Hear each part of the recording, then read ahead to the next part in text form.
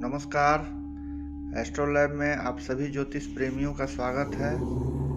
आज हम आपको भाग्य सहम, उसको फ्यूचर पॉइंट के भी नाम से जानते हैं, के बारे में बताएंगे।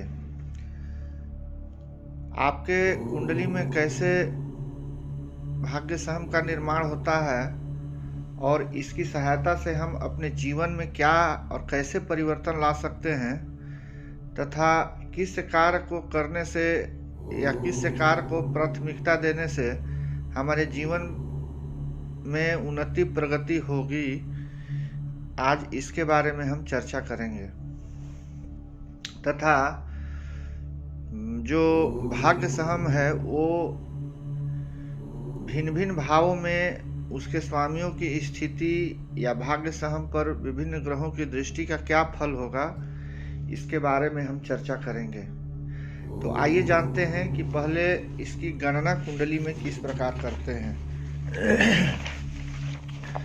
जैसे वृष लग्न की कुंडली में जो लग्न अस्पष्ट सारणी है, मान लीजिए कि उसमें लग्न अस्पष्ट वृष लग्न में 4 डिग्री 51 मिनट है और चंद्र अस्पष्ट मकर राशि में 1 डिग्री 29 मिनट है।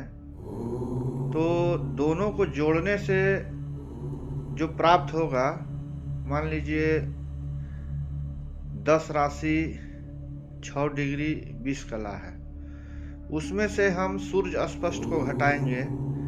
मान लीजिए सूर्य कन्या राशि में 28 डिग्री 48 मिनट पर है, तो घटाने के बाद जो हमारे पास प्राप्तांक आता है वो है 4 राशि 17 डिग्री 32 मिनट, यानी कि हमारा भाग्य सहम सिंह राशि में है। वृष लग्न वालों के लिए सिंह राशि चतुर्थ भाव में आता है। तो आइए जानते हैं कि विभिन्न भावों में भाग्य सहमेश की स्थिति और उस पर अन्य ग्रहों की दृष्टि युति का क्या प्रभाव पड़ता है। मान लीजिए किसी जातक के कुंडली में भाग्य सहम यदि प्रथम भाव में आता है, तो व्यक्ति अपने पराक्रम पुरुषार्थ से अपने जीवन में अच्छे उन्नति प्रगति करते हैं तथा अपने भाग्य का निर्माण करते हैं। क्योंकि लग्न जो है तृतीय स्थान से एकादश है, तृतीय स्थान पराक्रम पुरुषार्थ का होता है, तो ऐसे व्यक्ति अपने पराक्रम पुरुषार्थ से मान सम्मान प्रतिष्ठा प्राप्त करेंगे और जीवन में विशेष उन्नति प्रगति करेंगे। मान लीजिए किसी जातक की कुंडली में भाग्य सहम द्वितीय भाव में आता है, तो उनको अच्छा पारिवारिक जीवन प्राप्त होगा, अच्छे संचित धन की प्राप्ति होगी, सरकार से सहयोग मिलेगा और वाणी भी प्रभावशाली होगी तथा संतोषजनक आर्थिक स्थिति रहेगी। तृतीय भाव में भाग्य सहम होने से, चूंकि चतुर्थ स्थान से तृतीय स्थान द्वादश है, तो ऐसा कह सकते हैं कि जन्म स्थान से दूर भाग्योदय होगा।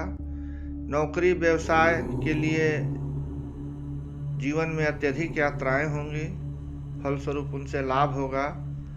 तृतीय स्थान संचार का है, कम्युनिकेशन का है,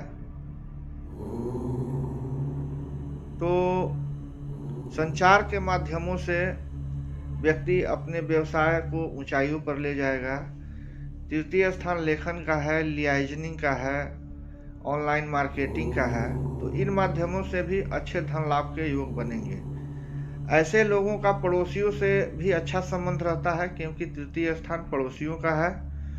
चतुर्थ स्थान में भाग्य सहम होने से माता से ऐसे लोगों को अच्छे संबंध रखने चाहिए, उनकी सेवा सहायता करनी चाहिए। भूमि भवन वाहन से संबंधित व्यवसाय लाभप्रद होगा या उनमें निवेश करना भी लाभप्रद होगा। शिक्षण संस्थान के माध्यम से भी भाग्योदय के योग बनते हैं।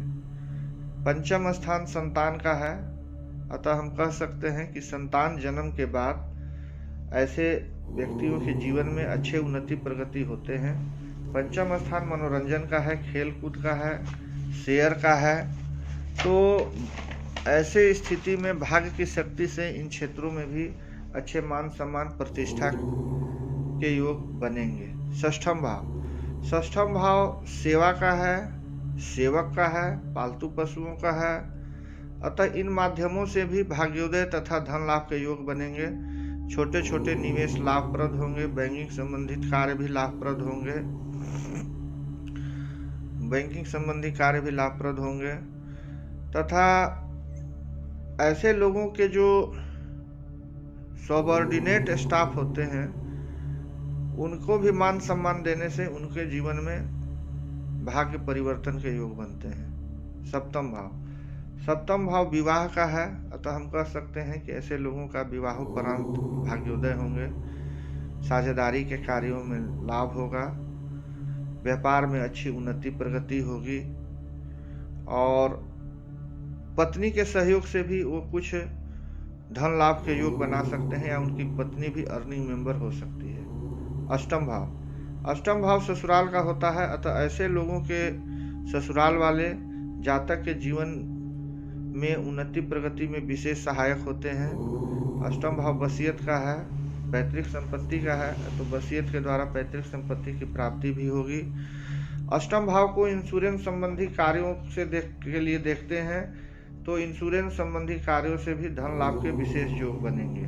नवम भाव, जिनके नवम भाव में भाग्य सहम होता है ऐसे लोगों के भाग्योन्नति में प्रभावशाली लोगों का या प्रतिष्ठित लोगों का या किसी गुरु का विशेष योगदान होता है। उच्च शिक्षा प्राप्ति की हमेशा इच्छा बनी रहती है। विदेशियों से भी अच्छे संबंध होते हैं। विदेश यात्राएं होती हैं। जब लंबी दूरी की यात्राएं होंगी, तीर्थ यात्राएं होंगी, तब तक जीवन में अच्छे परिवर्तन होंगे, भाग्य उन्नति होगी। आध्यात्मिक कार्यों में भी विशेष रुचि के साथ धन मान सम्मान की प्राप्ति होती है जो इन कार्यों में लगे हुए हैं। यदि भाग्य सहम दशम स्थान में है तो किसी व्यापार व्यवसाय से धन लाभ के योग बनेंगे। सरकारी कार्यों के द्वारा भी लाभ के योग बनेंगे। सरकार में अच्छी पैठ होगी। सरकारी अधिकारी से भी मान सम्मान की प्राप्ति होगी। एकादश भाव में भाग्य सहम होने से मित्र भाग्योदय में सहायक होते हैं। जीवन में हर प्रकार से मनोवांछित की प्राप्ति होगी। आय के स्रोत एक से अधिक होते हैं। द्वादश भाव निवेश का है। अतः किसी भी क्षेत्र में निवेश करना लाभप्रद होगा। किसी राह चलते व्यक्ति के माध्यम से भी भाग्योदय के योग बनते हैं या भाग्य में सहायक होते हैं। आज के लिए बस इतना ही। नमस्कार।